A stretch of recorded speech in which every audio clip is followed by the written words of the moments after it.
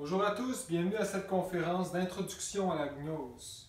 Gnose, qui vient du mot gnosis, qui est du grec, qui veut dire connaissance. Alors, c'est tout simplement une connaissance, une étude. Il faut étudier la gnose pour, en fait, nous éveiller la conscience. C'est à ça que sert cette étude. Alors, la gnose a toujours existé. Et elle s'est toujours exprimée de façon différente, particulière à l'époque dans laquelle elle est transmise. Donc, toutes les religions, toutes les cultures mystiques viennent de la gnose. Aujourd'hui, la gnose elle a été dite dans un langage fait pour notre époque, qui est un langage simple et direct. Alors, nous ne passons plus par des symboles ou des codes secrets, comme c'était dans les époques passées. Et en plus, ce n'est plus secret, comme ça devrait l'être. Donc, c'est pour ça que je peux faire une vidéo publiquement, puis tout le monde peut l'écouter. Mais normalement, pendant toutes les époques, ça a été dit secrètement. Donc, de bouche à oreille, de maître en disciple. Et les disciples qui se le faisaient révéler étaient mis à l'épreuve.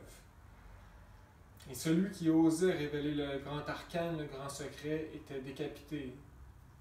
Donc en Égypte, les francs-maçons au Moyen-Âge, et ça recule le bouddhisme, l'hindouisme musulman, Zoroastre, Krishna, tout ce qui est druide, magie en Afrique, il y en a eu aussi, en Amérique, Quetzalcoatl, toutes les grandes cultures.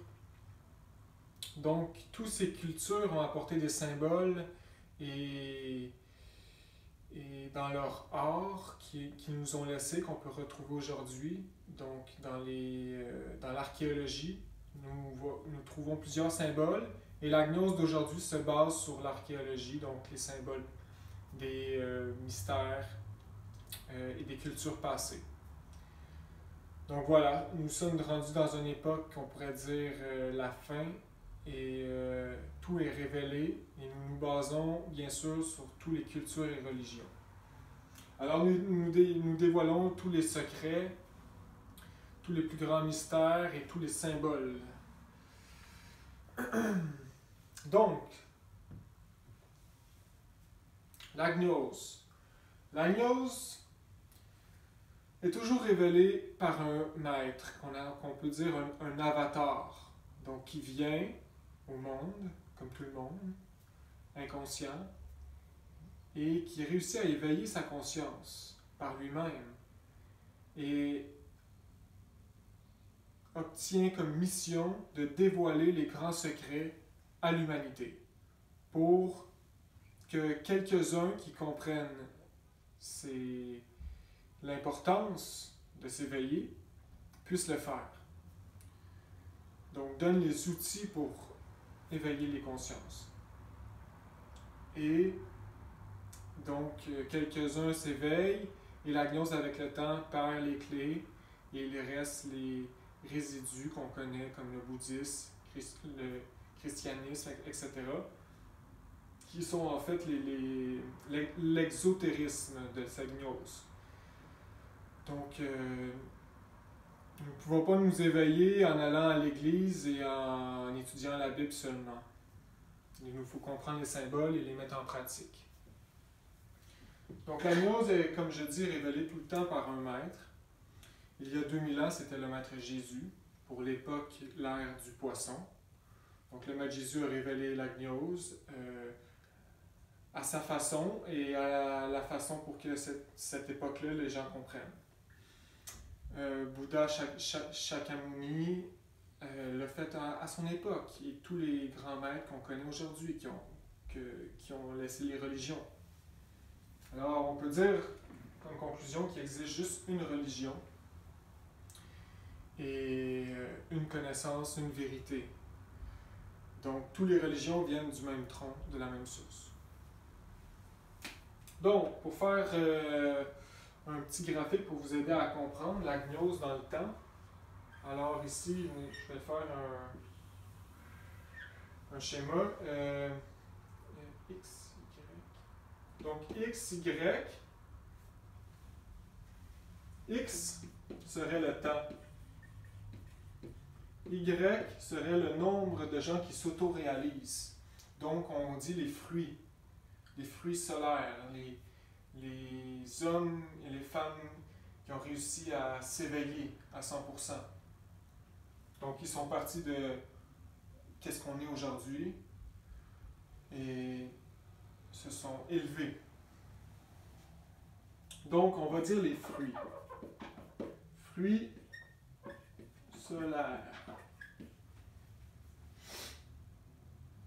Alors, avec le temps, par exemple, Jésus est arrivé ici il y a 2000 ans. Il a donné la gnose.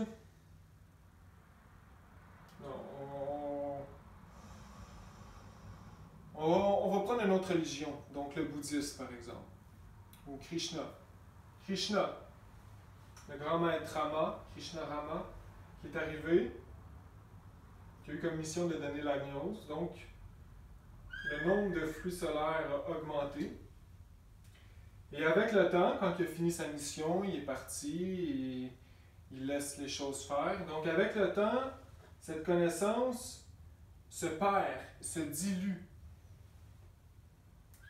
Donc, le nombre de fruits solaires diminue. Mais il reste toujours le petit 1%. Le petit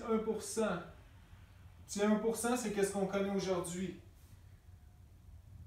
Mais ça, il n'y a plus les clés. Donc, il n'y a plus de fruits solaires. La religion pourrait dire qu'elle est morte. Quoi qu'elle sert quand même aujourd'hui. Elle a quand même son utilité. Mais elle ne porte plus de fruits. La gnose a assez donné et elle se perd. Donc, un peu plus tard, ici, la grande loge blanche, c'est tout le temps la loge blanche qui est en arrière de la gnose. La grande loge blanche donne la mission à un autre maître, donc par exemple Bouddha. Bouddha, il vient et donne la gnose à sa façon, pour que les gens comprennent, à son époque, dans son milieu. Donc, quelques fruits solaires se réalisent, et avec le temps, elle se perd. Il reste le petit minimum qu'on connaît aujourd'hui. Et ainsi de suite, Moïse arrive et elle se perd. Jésus arrive, crée des fruits solaires et avec le temps, elle se perd. Et qu'est-ce qui reste aujourd'hui, le petit 1%? C'est les vestiges des églises, etc. Donc, à notre époque, un maître qui est arrivé dans les années 60, qui s'est auto-réalisé dans les années 40, 50, qui a eu une grande mission de donner la gnose dans les années 60, est arrivé, a donné la gnose, donc il s'est créé beaucoup de fruits solaires, et nous sommes en train de descendre. Donc ici, on pourrait dire que c'est 2019. Donc il y a encore la gnose, mais elle est en train de se diluer. Elle est en train de se perdre tranquillement. Ici, il y en a d'autres, bien sûr. Donc, c'est cyclique, on pourrait dire. Mais le but est de créer des fruits. Donc, de créer des hommes et des femmes qui sont capables de s'auto-réaliser, de s'auto-connaître. Alors, le maître qui est venu donner cette connaissance, qui s'est bien sûr basé sur toutes les cultures du monde, à travers le monde, l'archéologie, etc. Donc, c'est pour ça qu'on appelle aujourd'hui l'anthropologie gnostique. On dit il y a des centres d'anthropologie gnostique, anthropologie qui est l'histoire de l'homme. Alors, ce maître qui est venu nous donner les clés est né en 1917 sous le nom de Victor Gomez. Donc, il est né comme tout enfant né. Il n'y avait pas beaucoup de conscience, il était endormi comme tout le monde, mais il avait quand même beaucoup plus de conscience que les autres enfants. Et au long de sa vie, donc il s'est réalisé à fond, auto-réalisé, et sa mission était de nous donner la gnose pour notre ère. Notre ère est rendue l'ère du Verseau. L'ère du Poisson est passée. Donc, une nouvelle ère gouvernée par de nouvelles planètes.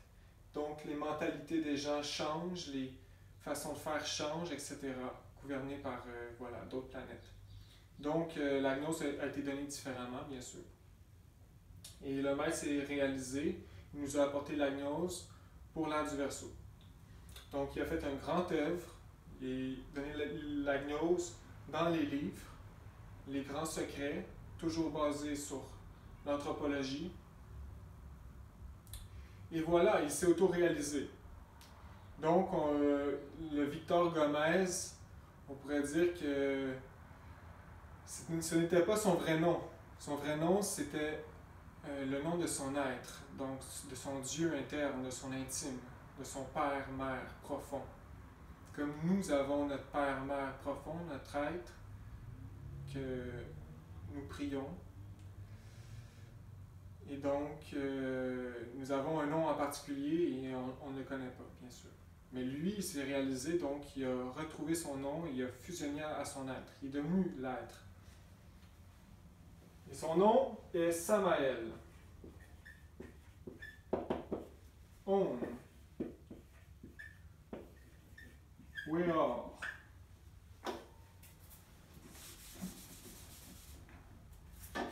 Donc Samael Om Weor.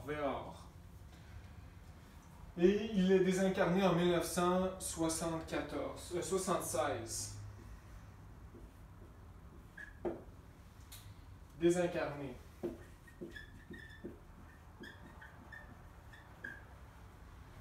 Donc, il a quitté son corps. Il n'avait pas besoin de garder son corps, peu importe les raisons, ça ne nous regarde pas. Il a quitté son corps, il a laissé la gnose aux gens, donc à sa famille, etc. Tout de suite, quand il s'est désincarné, donc c'était lui le chef, la gnose s'est tout de suite disloquée et la dissolution de la connaissance s'est déjà entamée. Donc les centres, avant c'était un centre gnostique mondial, et tout de suite ça s'est disloqué. Donc aujourd'hui, il y a plusieurs centres gnostiques. Dans la même ville, il pourrait y avoir 3 centres différents. Voilà, et c'est déjà dilué. Donc des centres qui peuvent être souvent moins bons que d'autres et moins fidèles à la connaissance, à cette doctrine. D'autres qui peuvent complètement être à côté. Donc voilà. Aujourd'hui, il faut y aller avec son intuition et son cœur, vraiment. Il faut suivre son Dieu, son étoile particulière. Il faut le suivre parce que c'est dur de faire le chemin. Alors voilà, Samael Onweor, il a fait un grand œuvre, il a laissé toutes ses connaissances dans des livres. Donc, ça sert à créer des hommes et des femmes solaires, la gnose, tout simplement. Et voilà. Donc, la gnose se résume en 3 facteurs, c'est très simple. Et je vais en parler à la prochaine conférence. Merci, au revoir.